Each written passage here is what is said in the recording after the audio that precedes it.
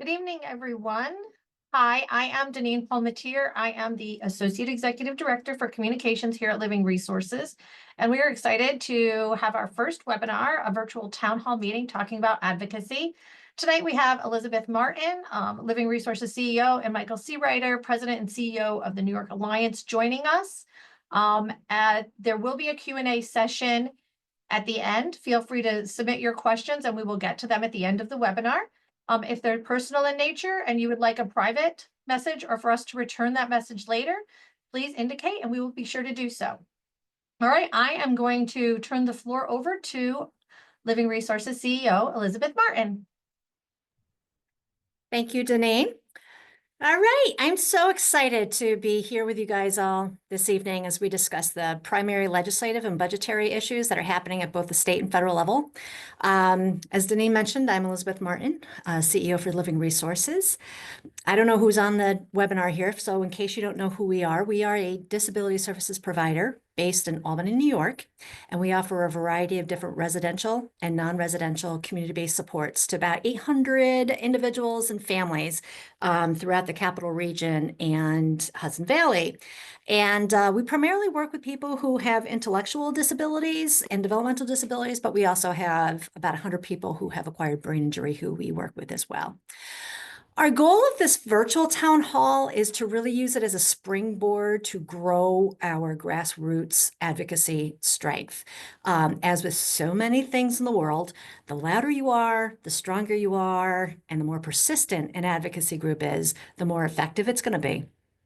And so for me as CEO, one of my primary roles is actually to do advocacy. I stay up to date on everything that's going on at the federal and state level.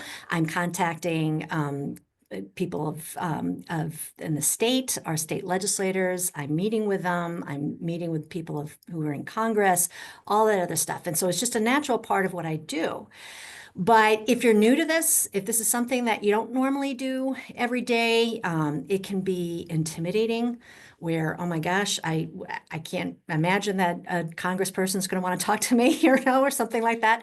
Or it's confusing because there's a whole boatload of information that's coming at you every day, especially right now. You might be unclear as to what you can do to kind of get things going, what you should say, stuff like that. So, and yet at the same time, you guys, staff, self-advocates, families, loved ones of people with disabilities, you guys are the ones that actually bring the immense power to advocacy. The advocates, the policymakers will listen to me, they'll listen to Michael, but what really gets them really understanding the impact of their decisions on people's lives is the stories that you guys bring to them. And so it's really, really important that you guys are part of this advocacy process. So again, what we're hoping that this town hall can do is kind of provide some of that initial clarity and maybe reduce some of that nervousness that might happen by advocating, and maybe spark some ideas and get people motivated to get involved. And right now at this time is really huge. But before we start going on to the different legislative priorities, I wanted to just take a few minutes to reflect the core of why are we advocating? What are we advocating for? I think one of the things that's really apropos is that March is both Developmental Disabilities Awareness Month and Brain Injury Awareness Month. And the theme of this year's Developmental Disabilities Month is we're here all year. And what does that mean? Well, it's a reminder that we should always recognize that people with disabilities are a natural part of our community and that they have an inherent right to live, work, and be active citizens just like everyone else. And so at the core, what we do and when we advocate, we are actually part of an ongoing civil rights movement where we envision a world where people with disabilities are really treated as equal citizens. And it goes beyond just making sure that we are well caring for people with disabilities and protecting them from abuse. That's a part of what we do. It's a small part of what we do. It's important, but it's just part of what we do. In order to really reach the vision where folks with disabilities are true equals, it means that we're creating a world where they are able to live, to to have life, liberty, and the pursuit of happiness, just like everybody else. And so that means opportunities to work, opportunities to live independently, even if they need supports for that, finding and pursuing those dreams and their purpose in life. And we've come a long way since the days of institutionalization, but there's really so much more that we need to do. I just want to bring up one example because I like to bring this up because it's actually obvious to me. But in 2024, 77% of adults with disabilities were unemployed. Okay, they weren't even working part-time, they're just unemployed. And if you think about it, our society presumes first, often, that an adult with disabilities doesn't have to work. It's optional, or they can't work. That when somebody says who has a disability, I don't work, shrug your shoulders, say, okay. It's even part-time. It's an interesting way that we as society view people with disabilities, and it's unfortunate because when you presume first that someone will not work out, that they won't work or they won't live outside of their family home or they won't be able to live outside of a supervised setting, when you presume that first, how we support them and how we educate them is typically different than if they didn't have a disability. And we sometimes accidentally end up limiting them. And so where we're going from here is, as Living Resources and a lot of providers across the state and indeed across the country, we are trying to sort of shift the culture, shift our approach to things. So we're going from presumed competent, or we're shifting from a presumed incompetence to a presumed competence when we work with people with disabilities. So that brings me back to what are we advocating for? Well, simply put, in order to support people in pursuing life, liberty, and the pursuit of happiness, it requires people, it requires technology, and it requires infrastructure. And you can't have those three things without adequate funding. And so a lot of what we advocate for is funding. We do also advocate to make sure that we have a regulatory environment that promotes independence and disability services, but really the primary things that we often end up advocating for is funding. And why is that? Well, again, we can't do anything without funding. And then when it comes to the legislature, whether at the state level or Congress, funding, they're the purse string holders. They're the ones that decide how much money the state has to spend for different types of programs. And so that is the essence, that's the main essence of what legislatures do. And so that is why we focus a lot on the funding. So another thing that comes up a lot is, does advocacy work? I mean, geez, some crimers, we come back to the legislature every single year saying that we have a workforce shortage, we need more funding, all this other stuff, and we get a little bit, and people are still not earning a livable wage. It feels like there's not a whole lot of movement, but it does work. I promise you, it does work. Just an example is last year, New York, our state level government agency, OPWDD, recalculated how we were funded when it comes to our supervised housing programs, as well as our day programs. And OPWDD, along with the governor's office, infused a whole lot of additional dollars into that process. So it actually boosted our rates in those two programs, boosted them quite significantly. And just in the last month or so, I know Living Resources, we were able to bump people's pay rates, DSPs, by as much as 12.5%. And I know that other providers are bumping those rates too. And that money that the OPWD and the governor put in would not have been in there if we did not have that ongoing advocacy. So it does work. It might not feel revolutionary in the results. It might be incremental sometimes. It might be frustratingly incremental, but it works. And you have to kind of think of advocacy as it's not a one and done thing. You can't just come in, once a year or just once and have things happen. It's kind of an ongoing thing. It's a marathon, not a sprint. So, but it does work. So on with the show. We can go on to the next slide. So we're in the midst of the state budget season. And we also have the transition from the with Republicans going on to control the US House as well as the White House. So that's a change. And so we are also now doing advocacy at the federal level as well. So we're dealing with the state and the federal level. So we're going to kind of go over both of them. For the past couple of months, we've been diligently meeting with our state and federal legislators. We've been attending rallies. We've been creating advocacy campaigns. We've been dropping off literature to all of our state elected officials and really highlighting our efforts on social media. So hopefully you guys are following us and seeing it on social media. And we've really been trying to encourage people to participate in rallies, to write letters, to send emails, to meet with people. And so at the state level, I just wanted to pass it over. I'm going to pass it over to Michael Seawriter, and he is going to review our statewide priorities. And so Michael Seawriter, since 2019, he's been president and CEO of New York Alliance for Inclusion and Innovation. That is a provider association that is a leading resource for organizations like Living Resources that support people with intellectual and developmental disabilities and other disabilities. As a provider association, they're a strong leader and an active partner in disability advocacy.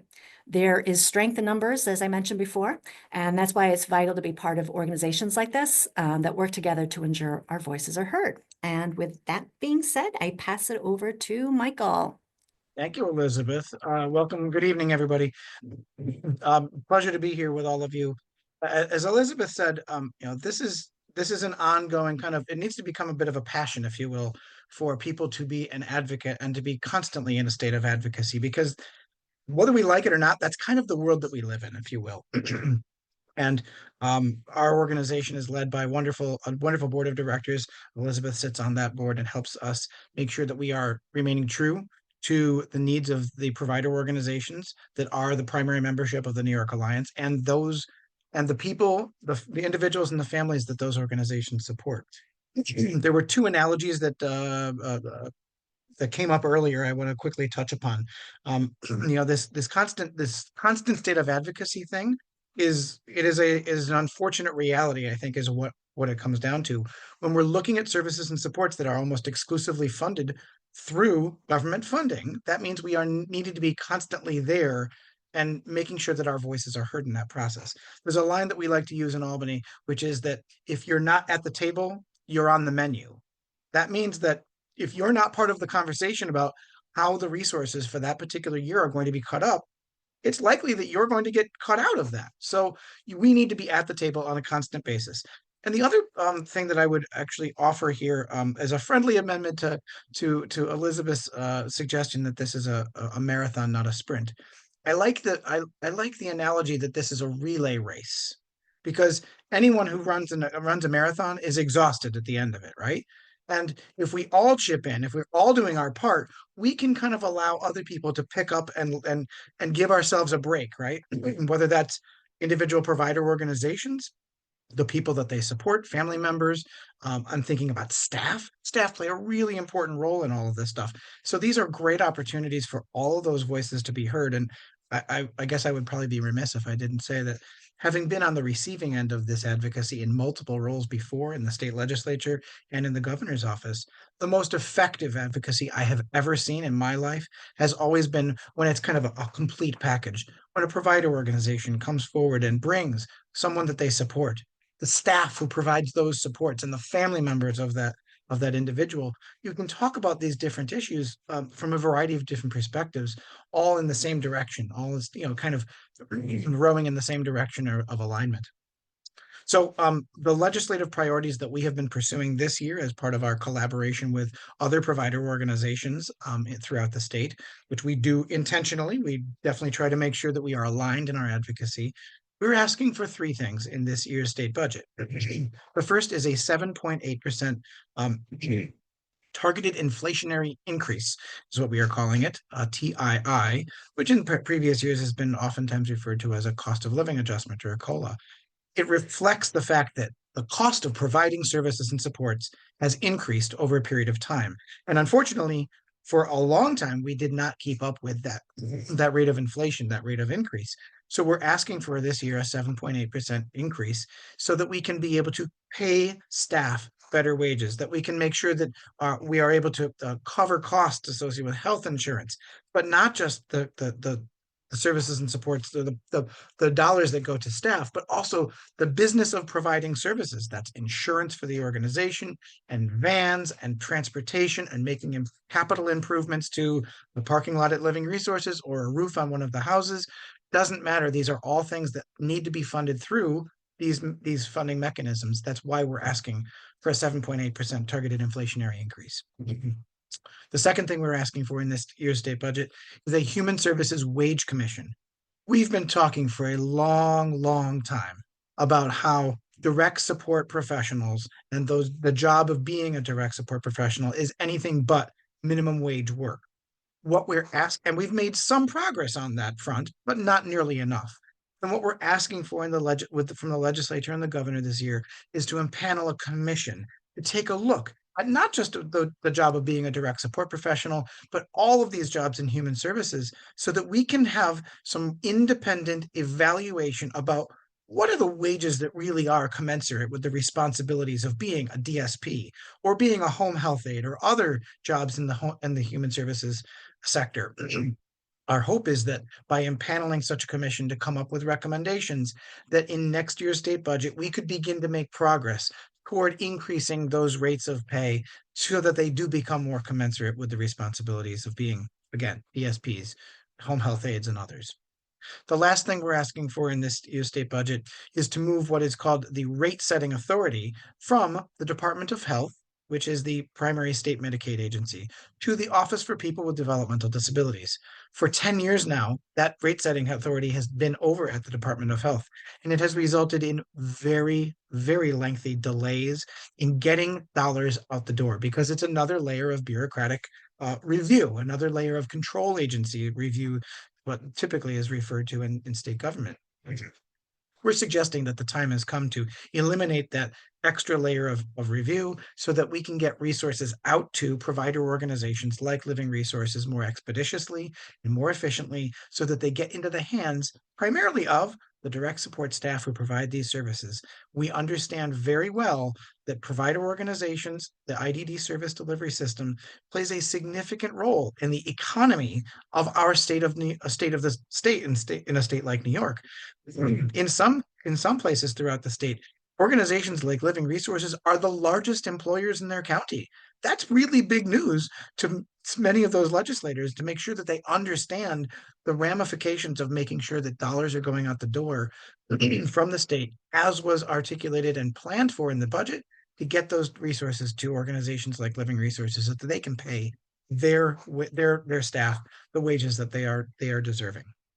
As we go to the next slide, excuse me, I'll give you a quick update on where we stand in the budget process. So typically how this goes is that the governor introduces a budget, usually in the first couple of weeks of January. And that budget articulates a whole number of priorities, both policy priorities, but budget priorities that the governor wants to see enacted as part of that budget. We are now in the part of the process where the governor has already done that. And now we're in that phase where each of the houses of the state legislature, the New York State Senate, the New York State Assembly, are coming up with their one house budget proposals. Those will be a counter, those will be a response to the governor's budget proposal that was put out in January. Those are expected in the next couple of weeks at the very latest. And from there, the legislature and the governor, then begin budget negotiations in earnest.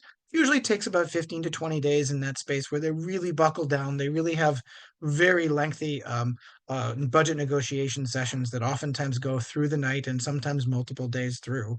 And the whole goal is to get to a budget that is approved by the 1st of April, which is the beginning of the state's state's fiscal year.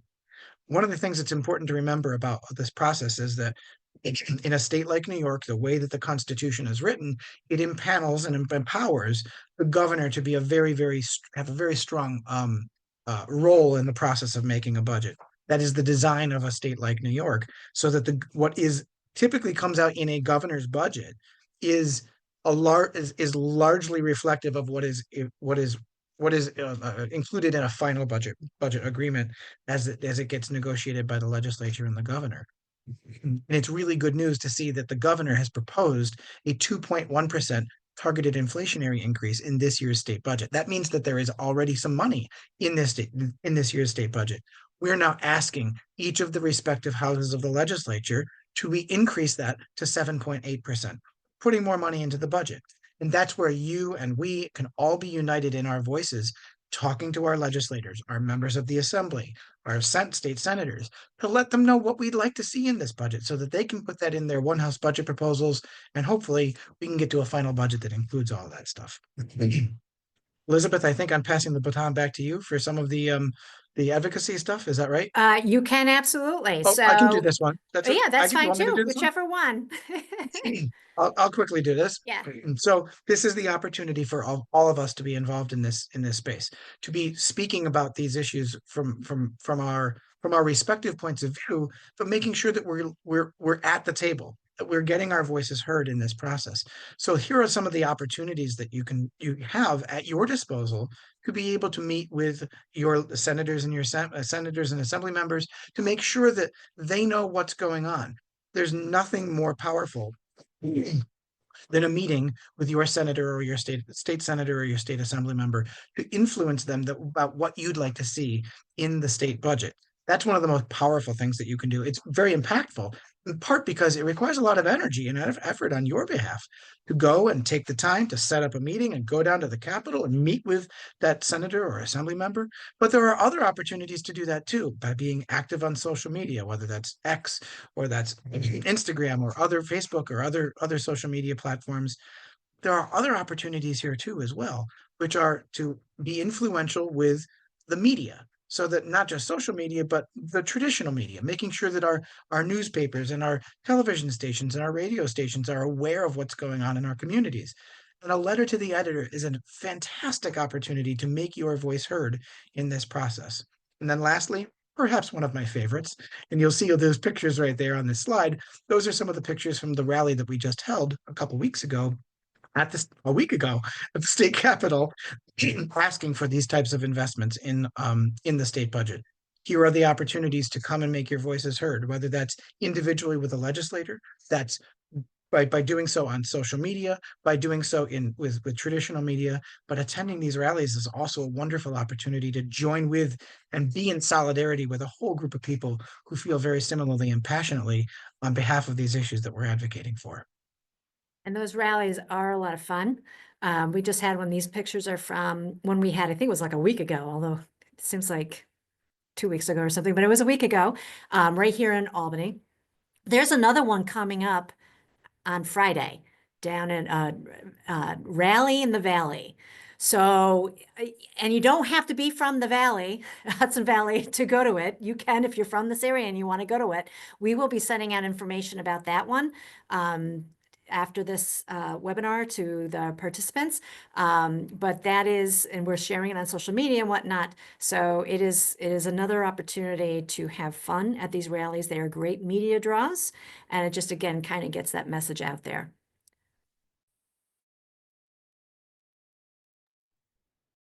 And so the federal level, go back to me. So the federal level, so we talked about the state, and then we got the federal level. And right now there is a lot of activity going on, as you all might be if you've been seeing anything on the internet or on the news. Lot of activity. What's affecting us? Well, when it comes to, one thing to bring up is that you might remember that there were all these executive orders about, stopping contracts and all this other stuff. For our services here in New York, for disability services with our home and community-based waiver services, generally that does not impact us. So we are not affected by that as well, or that is all right now. We are affected by some of the budget stuff that's going on at the federal level. So a couple of things that popped up. Not too long ago, within the last week or so, the Senate, the US Senate, passed a budget resolution where they have directed the Energy and Commerce Committee of the Senate that oversees Medicaid, Medicare, and some other things to identify at least $1 billion in savings. that doesn't seem like it, and actually when you think about it with the whole scope of the federal budget, it's not actually that big of an ask. Now, to be sure, this is just a small, this is part of a plan of the Senate to try tackling the budget in sort of two phases. They were starting with this small budget, and then they were going to be working on something bigger in the future. So while the 1 billion right now is not a huge thing we're working on at this moment or focused on, there might be something in the future from the Senate that we end up being more concerned about. Part of that is because the Senate is sort of waiting to see if the House passes their budget resolution or where they go with it. They technically passed it already, but they have to have more work to do.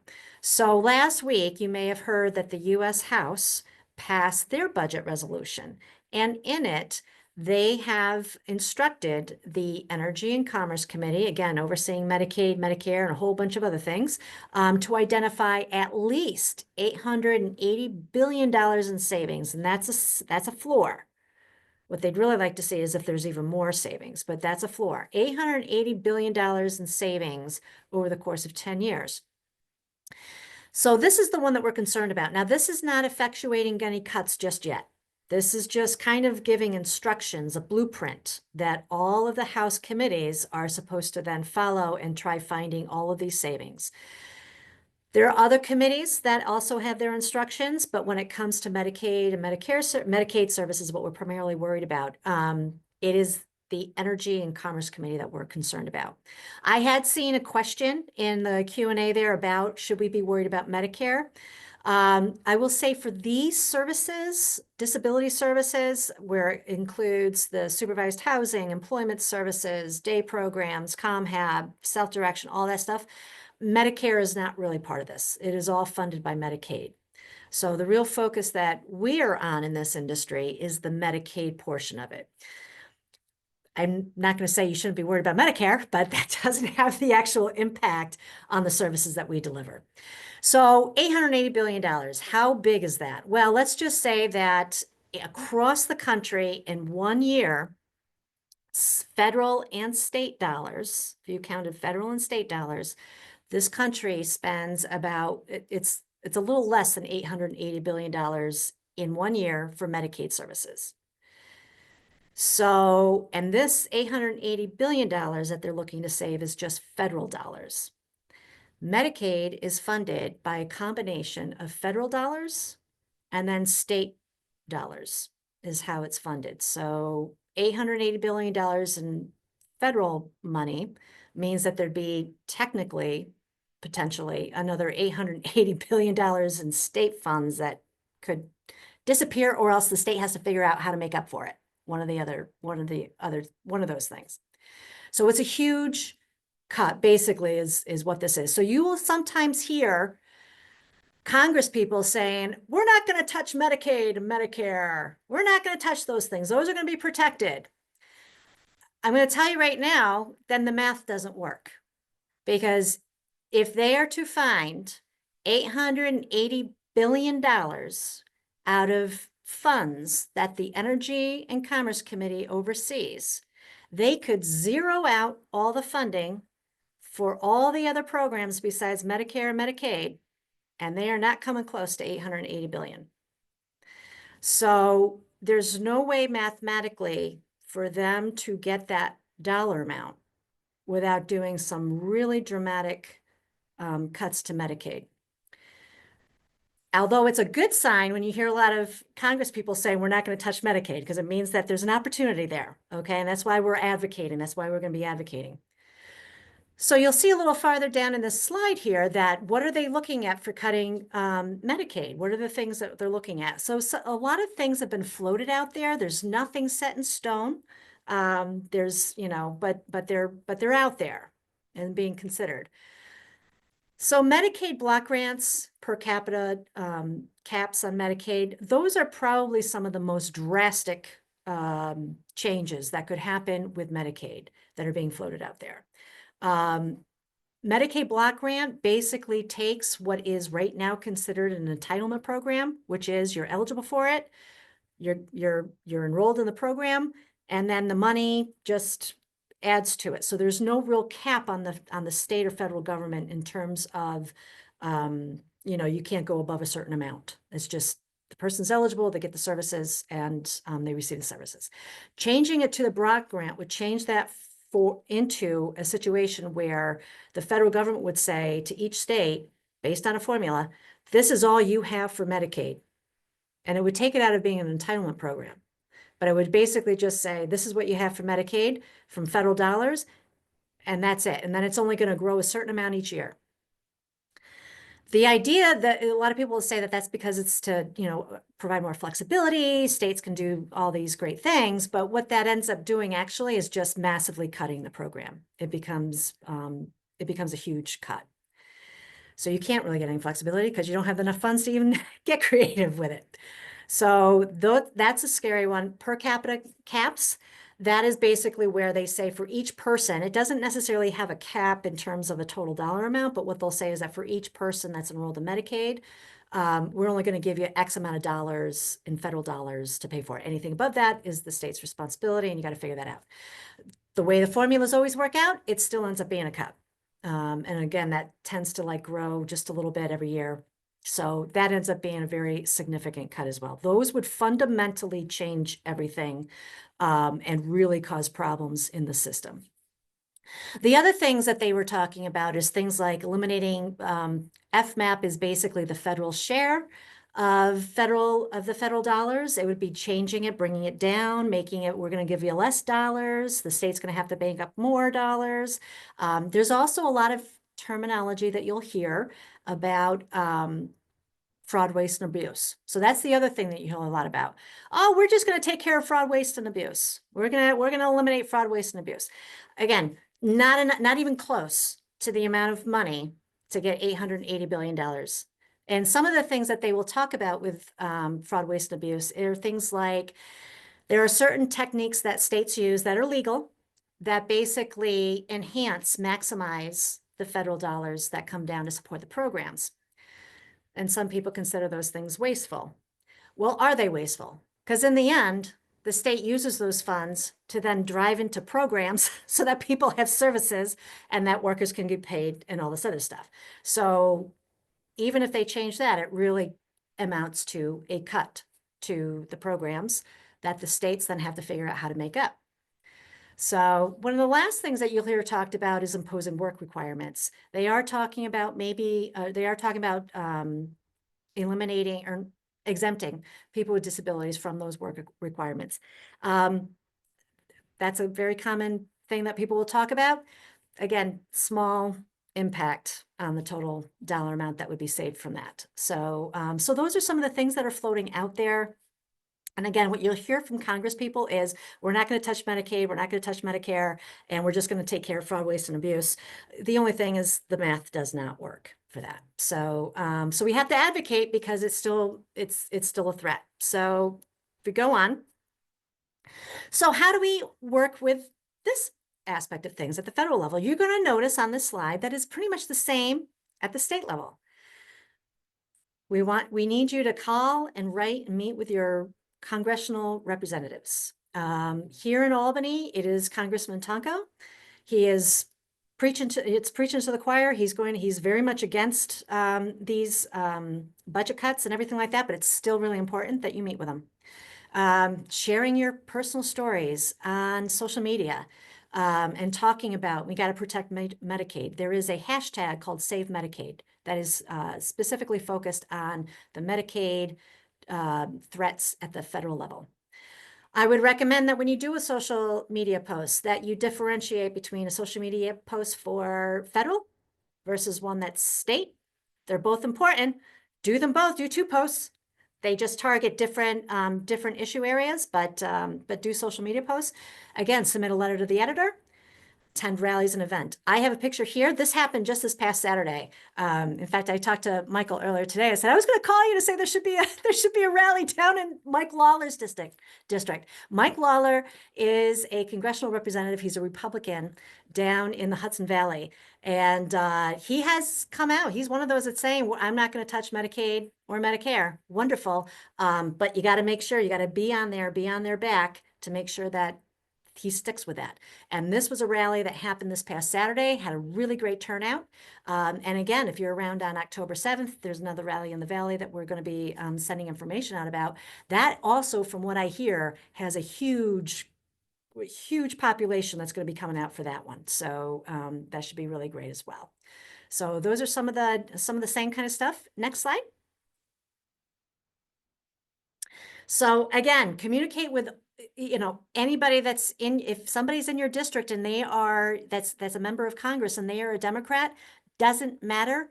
Talk to them anyways.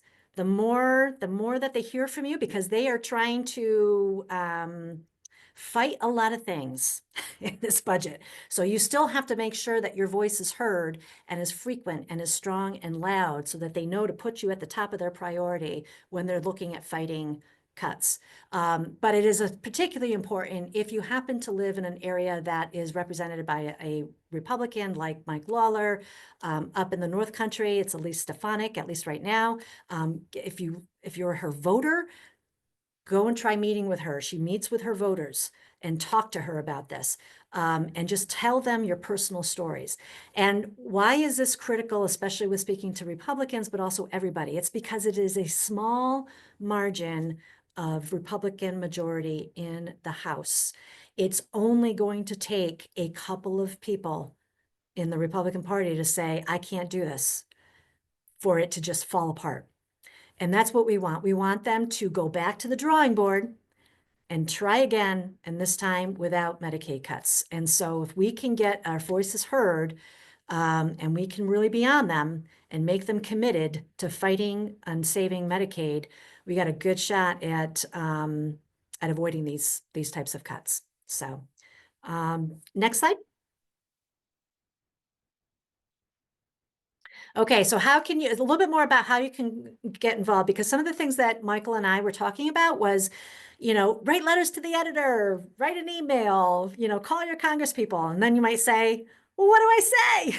It really is, it's about your own personal stuff, but there are tools. And Deneen, I don't know if you want to hook onto that link that's there at the bottom, Living Resources.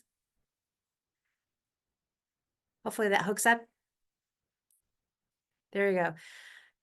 So Living Resources is one that has an advocacy toolkit on our website. And Deneen, do you want to go through this? And maybe you can kind of then show it to Michael's and New York Alliance. And then we have a federal level provider association that is kind of the equivalent of New York Alliance, just at the federal level. They also have toolkits.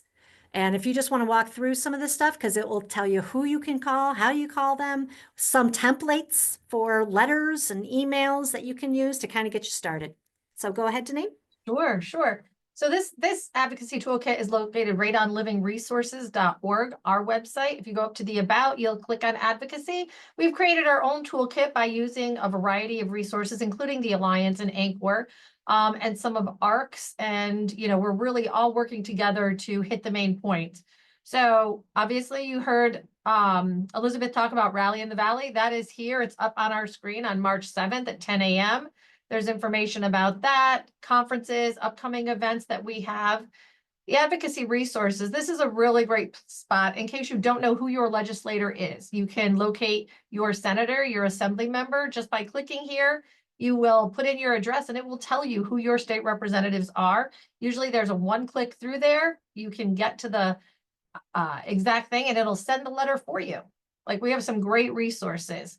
We also talk about the federal advocacy. We start with the state, move down to federal. You can find your Congress members, you can contact them. Right now, there are two links to Care Can't Wait, Tell Congress, and Protect Medicaid.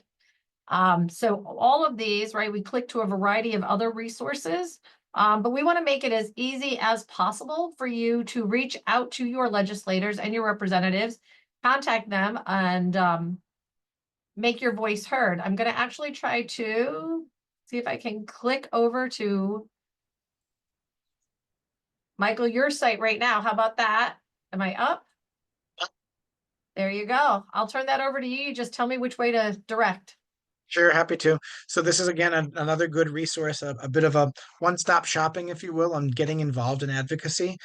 The first thing you'll see here, as you just slightly scroll down a little bit further, is a guide to advocacy, which our very own Katie Mayo, our director, our vice president of government affairs, has put together. A really, really nice description of the process, right? So you can understand what's going on, why this is important, where are we in the particular part of the process right now. For example, in the budget, like I was describing before, the guide to advocacy helps kind of get you centered so you know where you are in the process.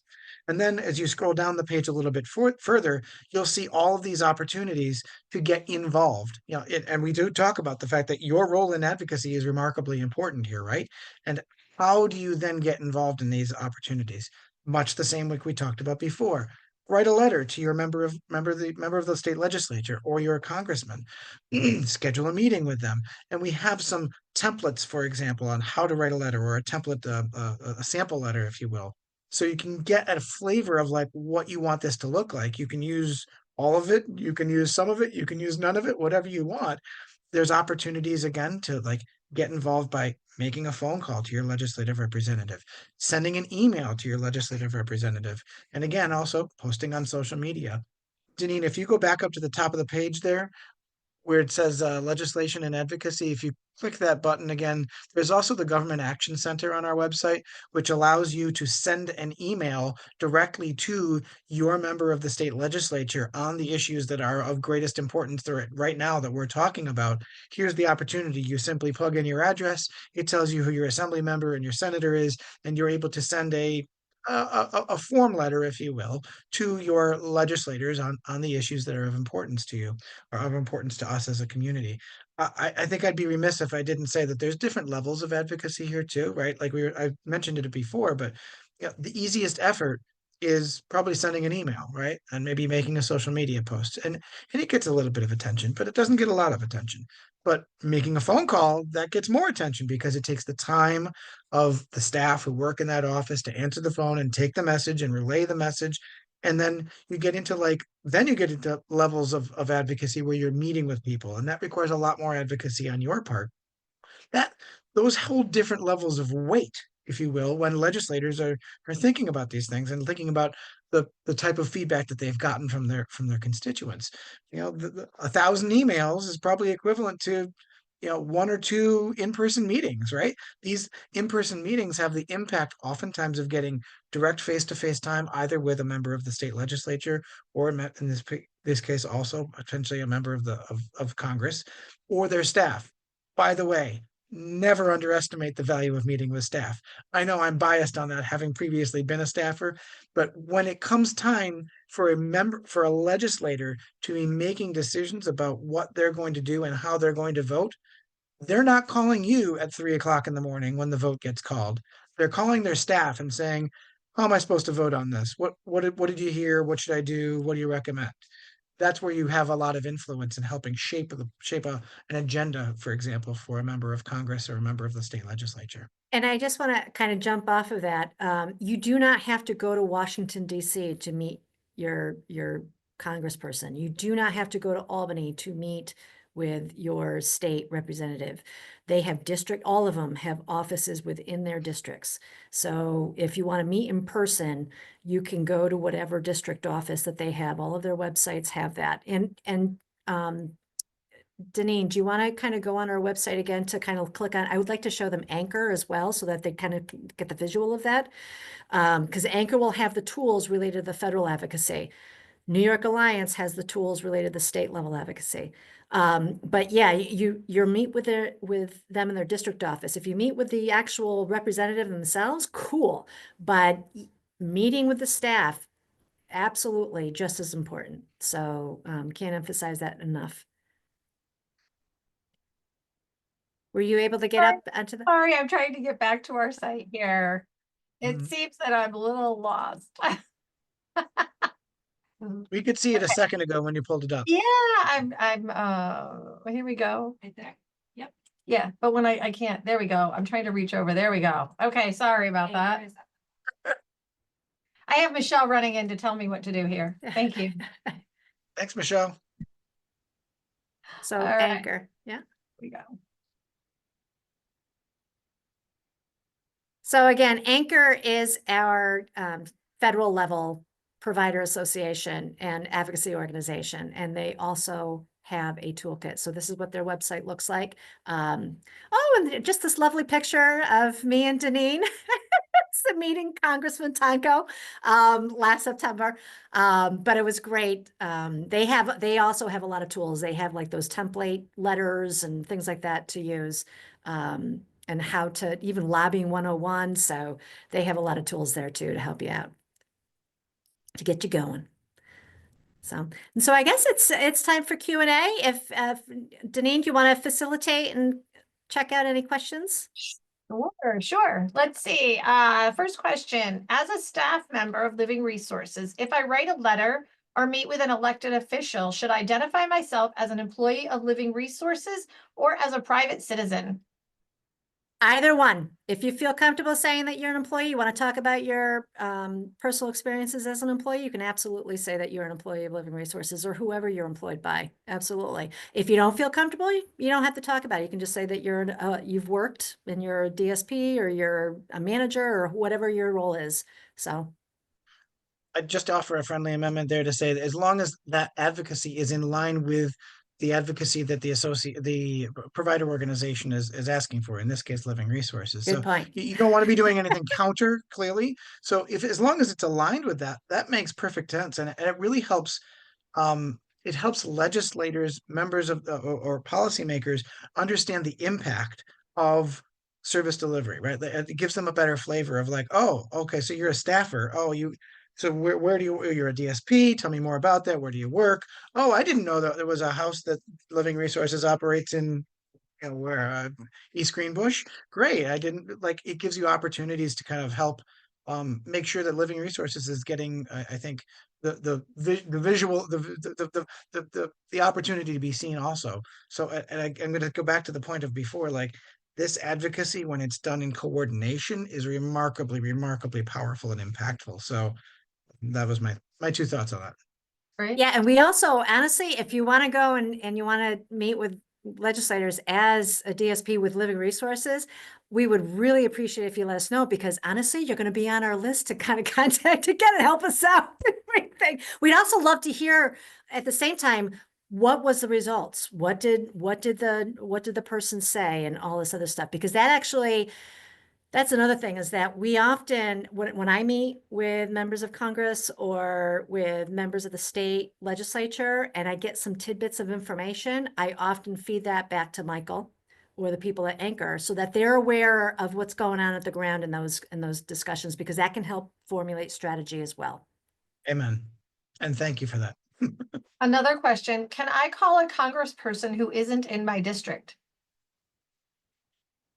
You can. I mean, Michael, you might, you can, but they're not going to listen to you probably as much. They Yeah. really want to talk to your. They want to talk to constituents. So yeah, you can call a member of Congress. You can call anybody you want, quite frankly, right? And we do it all the time, particularly as the New York Alliance, because we're talking to members of Congress from throughout the state. We're talking to members of the legislature from throughout the state. But they only listen to us so much, right?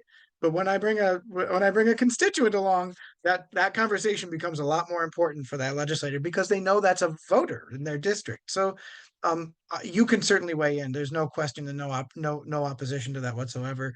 You can do whatever you want, but it's a lot more impactful if you can get constituents to be weighing in with their legislators. And just so that people are aware, Living Resources crosses over multiple state legislative districts and multiple congressional districts. We try to meet with all of them because we have individuals and we have staff that are from those different districts. So we will often go ahead and they'll meet with us and everything like that. But that's another reason why we're doing this webinar, is that we do want to have more interest from staff and from self-advocates and family and stuff like that, because we actually want to bring more of you guys along with us on these meetings, because it will be more impactful. It's the relay race analogy I was using before. We all need to be involved in this, whether that's staff of Living Resources, people who are supported by Living Resources, family members, board members of Living Resources are in a great position to be advocating on behalf of the agency and the people that they support. It's got to be an everybody is involved process, and we really need to build that grassroots strength. Right. We have another question. I work for the legislature and I want to meet with a member. Can I do that? Hi, Adam Denenberg. Nice to see you, or nice to see your name on there. I think you can. I think you need to be very clear that you're not meeting with a member of the legislature in your capacity as an employee of the legislature. So I think you need to be very clear, and you can do that by affiliating yourself, for example, with Living Resources. Hi, I'm Adam. I receive services from Living Resources. That's how I'm weighing in. There's no prohibition, I believe, at all that in you doing that. You just need to be clear that you're not doing it in your capacity as a legislative employee. Great. Elizabeth, going to your first statements about disability rights, how do you see the landscape of disability rights and services evolving over the next 5 to 10 years? Oh, wow.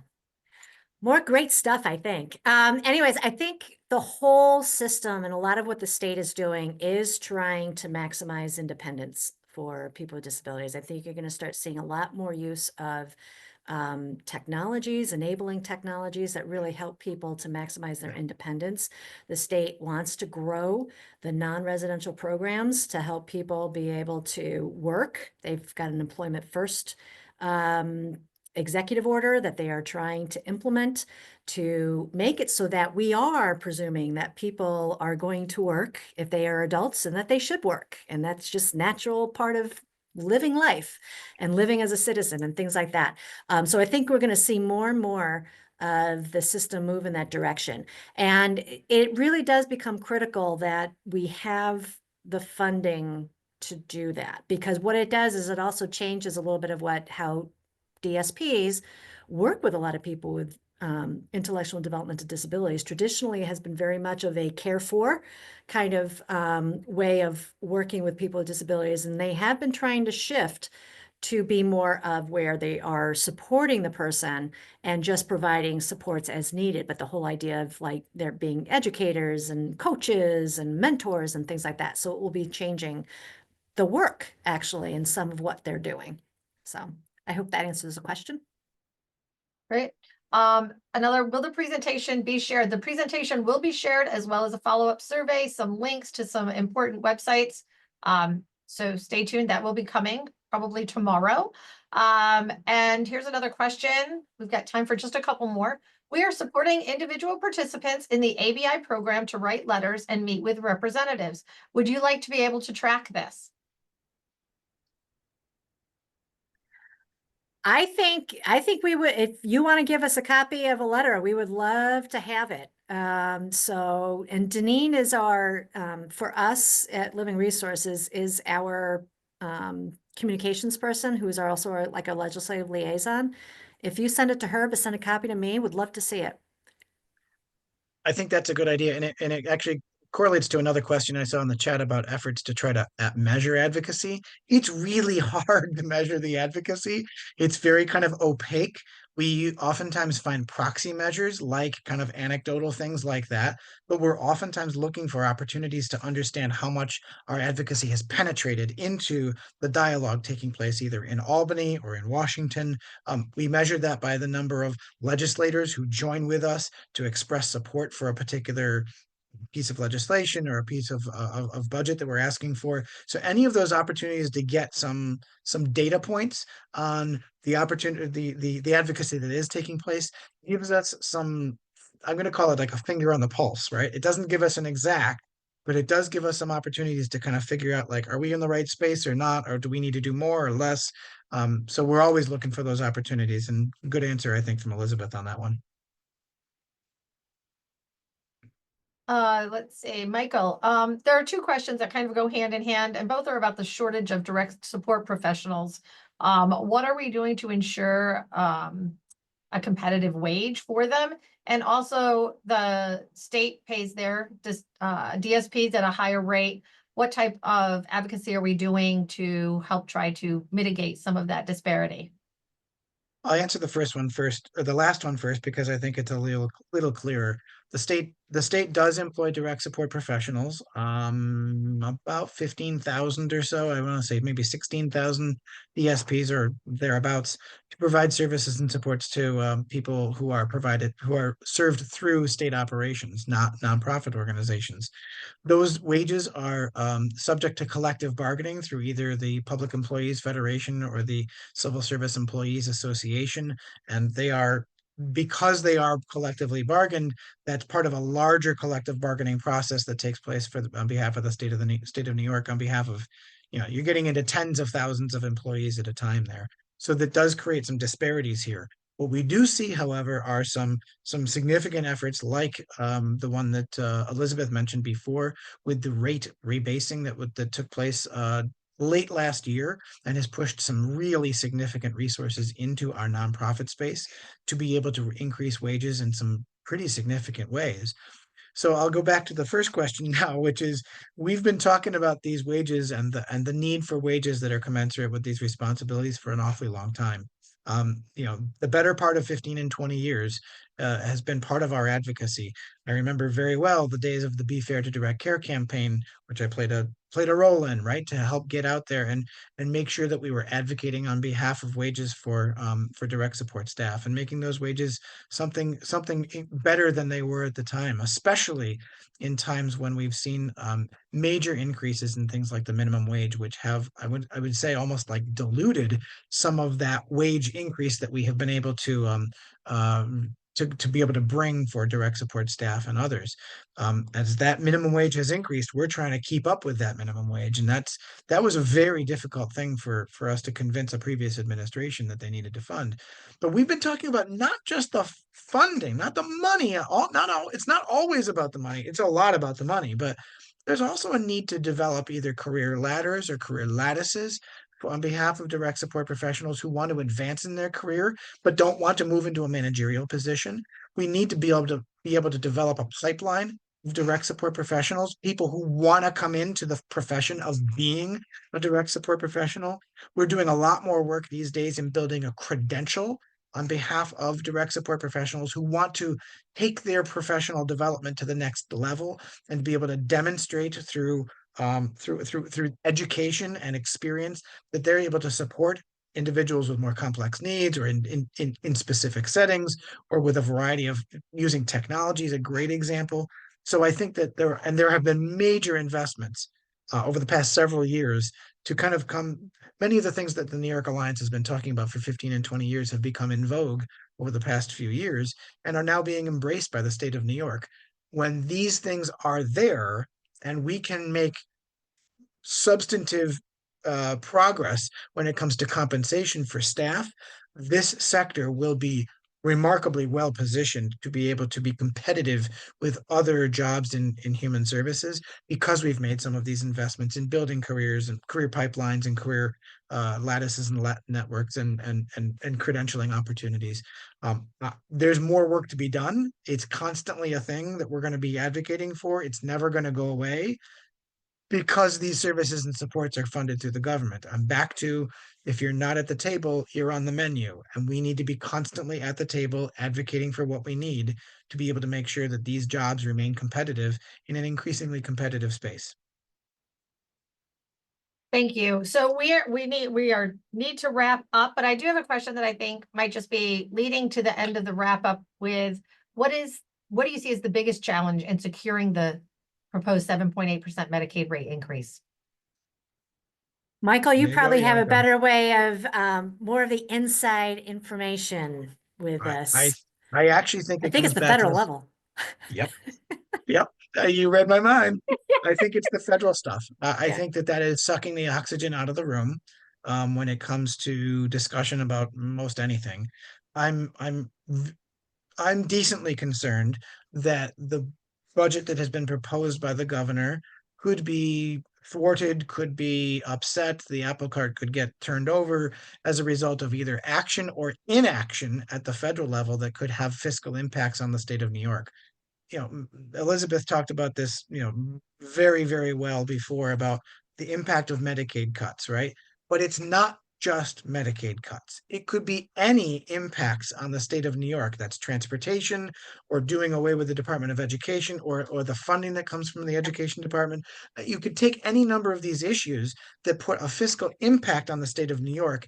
On the state of New York, the governor and the legislature kind of have to go back to the drawing boards to figure out how they're going to react or respond to a very changed environment, which could impact services and supports that we're talking about here. So you bring up a good point. The commuter tax actually is one example. It doesn't have, it's not directly controlling Medicaid, but the state's budget overall includes that revenue from the commuter tax down in New York City.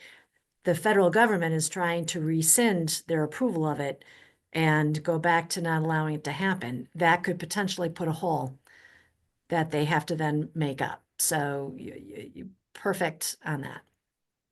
But this is not the time to give up on that advocacy, especially not before we've seen the one House budget proposals come out. We need to remain strong in our advocacy on behalf of the things that we need as a sector.